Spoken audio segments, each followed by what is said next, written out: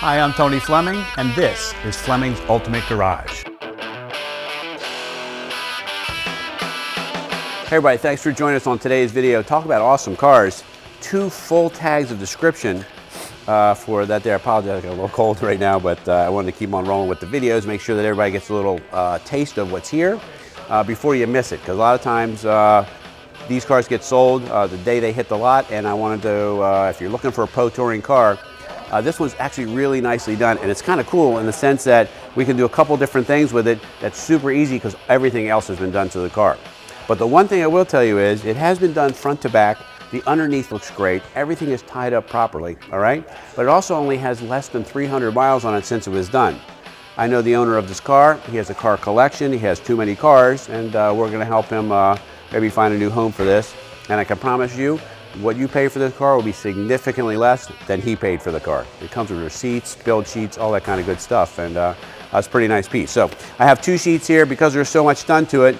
I don't know. I'm going to tell you. Let's start with this. Let's start with paint, because paint's always important. Paint says to me, you know what? Somebody spent some time, and it's never really in the spray of the paint. Okay? See how nice and clear all that is? Maybe you can see somebody's watch in there. You can see the time. But it's all about the prep of it. So for instance, like this car here, what they've done is they've laid down the paint, but before that they spent a long time on the body. And the body is really nice and straight in this car. A lot of new sheet metal. All new bezels, trim, screws. You may say, well, what's the big deal about? Well, the big deal about that is all those things add up to a lot of money. They become very expensive over time, and they just become a lot. So anyway, so this is laid down here.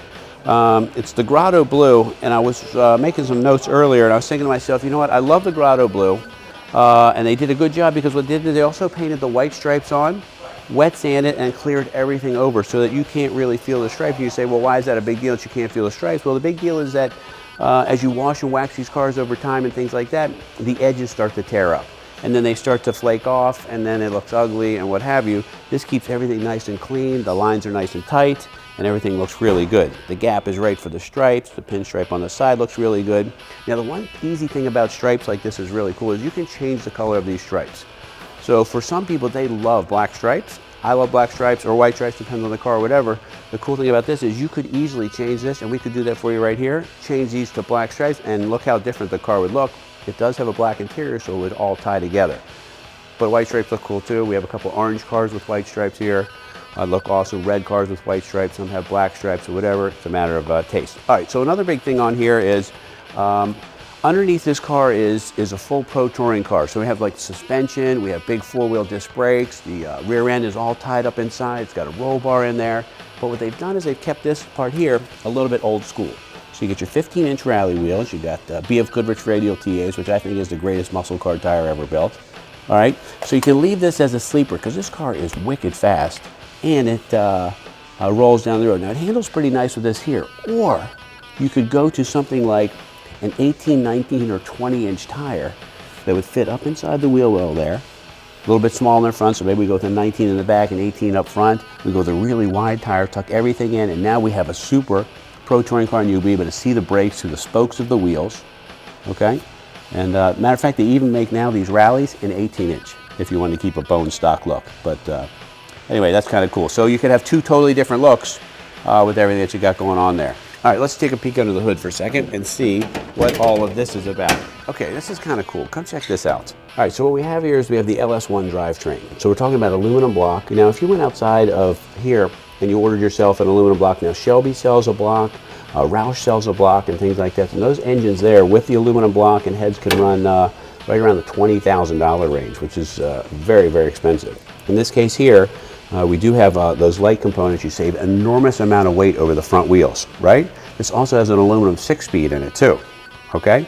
And obviously we have the power being put down with that positive traction rear in the back. But look how nice everything fits in here. You got cold air intake right here. This is finished nicely.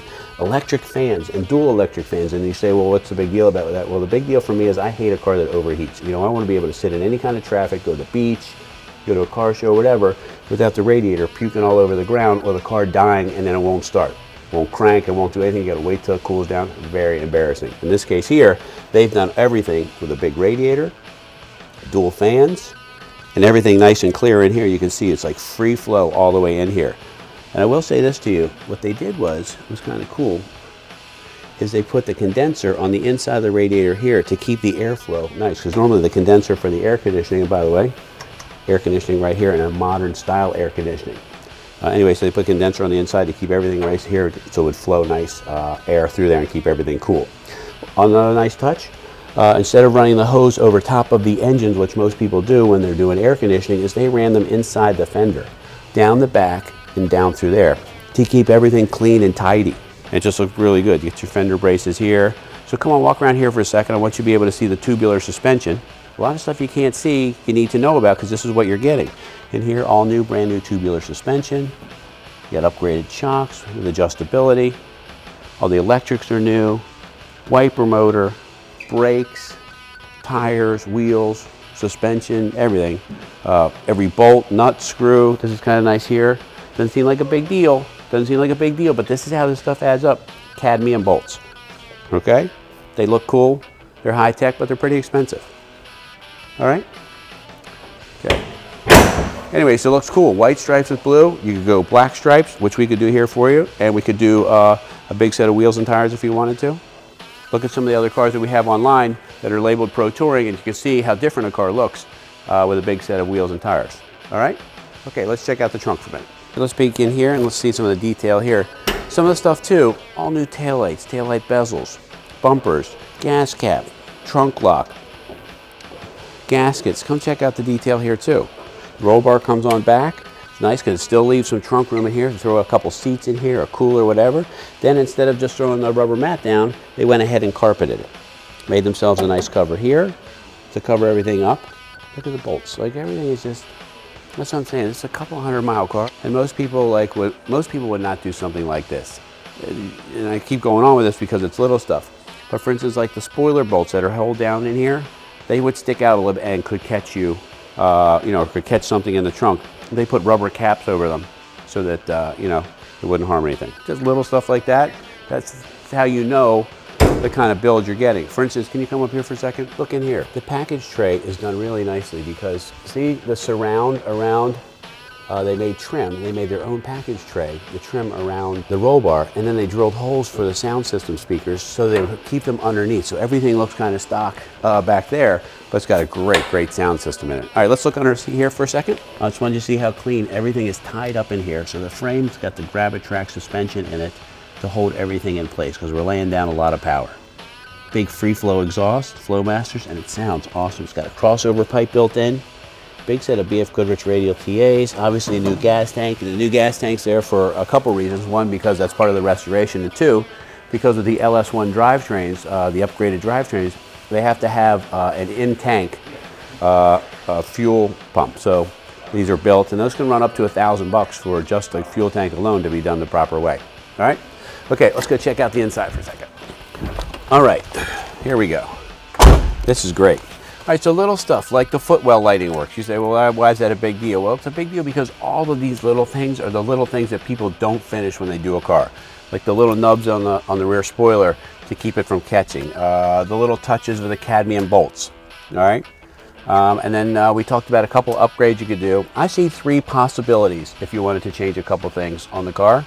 If it was me, I might, or I might like it totally stock, but I love the idea of the sleeper drivetrain under the hood, all right? I might put in a modernized steering wheel, so we get that from Billet Specialties, a really cool 3-spoke wheel, because you already have the updated gauges here from Classic Instruments with a tach, 140-mile-an-hour speedometer, and a full array of vital signs right there. You also have this Kenwood digital sound. I believe it's AM, FM, CD with iPod hookup, which is nice. Got a kind of a brand new console, obviously, but with a little different shifter plate than maybe General Motors had intended circa 1968, showing the 6-speed instead of just the 4.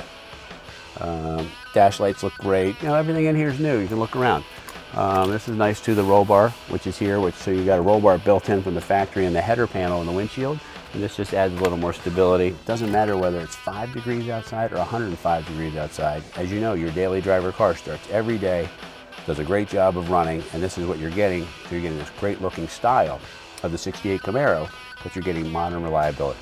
You know, in closing up this car, we talked about a lot of things. The LS1 drivetrain, all aluminum block, aluminum heads, the incredible weight savings that you get there, the 6-speed transmission, which can give you great fuel economy, a lot of power. You know, cars are going to 7- and 8-speed transmissions in the automatic range right now, so that clearly the extra gears have helped them increase a lot of things, a couple of them that we just mentioned. But the Wilwood 4-wheel disc brakes, we have the updated suspension underneath.